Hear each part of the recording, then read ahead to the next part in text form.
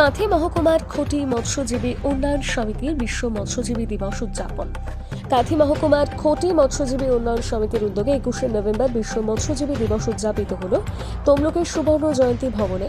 মহকুমার সংগঠন 80-র দশকের শুরু থেকেই মৎস্যজীবীদের পাশে থেকে নানান দাবি দাওয়া আদায়ের লড়াই সংগ্রাম চালিয়ে আসছে। দীঘা থেকে সুন্দরবন 170 কিমি উপকূল এলাকায় কয়েক লক্ষ মৎস্যজীবী গভীর সমুদ্রে মাছ ধরে জীবিকা নির্বাহ করে থাকে। সমুদ্রে মাছ ধরার নিষেধাজ্ঞা জারি করেছে সরকার। তাই তাদের দাবি, এত পরিবারে গরিব দুস্থ মৎস্যজীবীরা কিভাবে জীবিকা নির্বাহ করবে। তাই বিশ্ব মৎস্যজীবী দিবসকে সামনে রেখে সারা বাংলা মৎস্যজীবীদের একই আওয়াজ, জল জঙ্গল জমিনের অধিকার মৎস্যজীবীদের নিতে হবে। জল জঙ্গল জমিনের অধিকার মৎস্যজীবীদের সাংবিধানিক অধিকার স্বীকৃতির সাথে সাথে মৎস্য ব্যবসা, মৎস্য চাষ, মৎস্যদের অতি সত্বর মৎস্যজীবী পরিচয় পত্র প্রদানের দাবিতে বিশ্ব মৎস্যজীবী দিবস উদযাপনকে সামনে রেখে এগিয়ে চলেছে। বিশ্ব মৎস্যজীবী দিবস সর্বাত্মক পালনের ডাক দিয়ে সমাবেশে উপস্থিত হওয়ার জন্য সবাইকে ধন্যবাদ জানাচ্ছে। রাজ্যের মৎস্যজীবী চাষীদের স্বার্থে মৎস্যমন্ত্রী বিপ্লব রায়চৌধুরী এই অনুষ্ঠানে উপস্থিত ছিলেন। জেলা পরিষদের সভাধিপতি উত্তম বারিক ছিলেন। NFF এর সভাপতি মিস্টার M এলাঙ্গ উপস্থিত ছিলেন। ওয়েস্ট বেঙ্গল ইউনিটের ফিচারম্যান অ্যাসোসিয়েশনের রাজ্য সভাপতি প্রণব কুমার কর ছিলেন। সম্পাদক জয়কৃষ্ণ হালদার ছিলেন। সমস্ত আধিক তাম্রলিপ্ত পৌরসভার পৌরপিতা দীপেন্দ্র নারায়ণ রায়, শ্যামসুন্দর দাস সহ মৎস্য অধিকর্তা পূর্ব মেদিনীপুর সৌরেন্দ্র জানা ছিলেন। সহ মৎস্য অধিকর্তা সামুদ্রিক সুমন সাহা ছিলেন।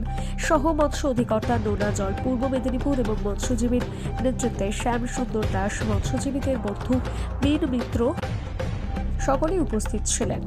আমরা গত 2 বছর ধরে মাছচাষীদের ট্রেনিং দিতে আরম্ভ করেছি। পুরনো দিনের বসে বসে ট্রেনিংটা বাদ দিয়ে আধুনিক ট্রেনিং দিতে আরম্ভ করেছি এবং বলতে আরম্ভ করেছি সবাইকে যে ট্রেনিংটা নাও। মাছ চাষের ভিন্ন ভিন্ন পদ্ধতি আছে। চিংড়ি মাছ এক ধরনের চাষ হয়, রুই কাতলা আরেক ধরনের চাষ হয়, শিং মাগুর আরেক ধরনের জলে চাষ হয়, কাঁকড়া আরেক ধরনের চাষ হয়। এগুলো বুঝে যদি চাষ করো তাহলে সবাই উপকৃত হবে। আর যার বাড়িতে 2টো পুকুর আছে সে যদি যত্ন করে চাষ করে চাকরি খুঁজতে হবে না। মুশকিল হচ্ছে আমরা সব ব্যাপারে যেমন এই আধা আধা কাজ করি, এটাও তাই হচ্ছে। আমরা ট্রেনিং দিচ্ছি, গত বছর আমরা 22,000 লোককে ট্রেনিং দিয়েছি, এবছর 50,000 লোককে ট্রেনিং দেবো।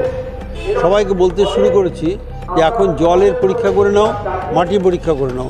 পুকুরের জল এর পরীক্ষা করো, আর পুকুরে মাটি পরীক্ষা করো, আর মাছের পরীক্ষা করো।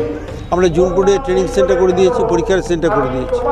জুনপুরে বলেছি যে এসো তোমরা জুনপুর থেকে জল এবং মাছের পরীক্ষা করো আর মাটি পরীক্ষা করো।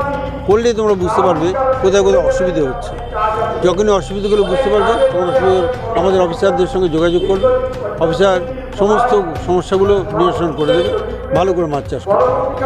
ফলে মাছে ভাতে বাঙালি এটাকে বাস্তবে রূপায়িত করতে হবে, এটা আমাদের কাজ। দিবসে আমরা তমলুক সুবর্ণ জয়ন্তী হলে মৎস্যজীবীদের নিয়ে ঐক্যবদ্ধভাবে শপথ দিলাম। বাংলার মামাটি মানুষের সরকারের মাননীয় মুখ্যমন্ত্রী মমতা বন্দ্যোপাধ্যায় যেভাবে মৎস্যজীবীদের জন্য বিভিন্ন খটি প্রকল্পের উন্নয়ন ত্রিস্তর পঞ্চায়েত ব্যবস্থার মধ্য দিয়ে করে দিচ্ছেন, আমরা সমস্ত ধরনের সহযোগিতা মৎস্যজীবীদের কাছে পৌঁছে দেব।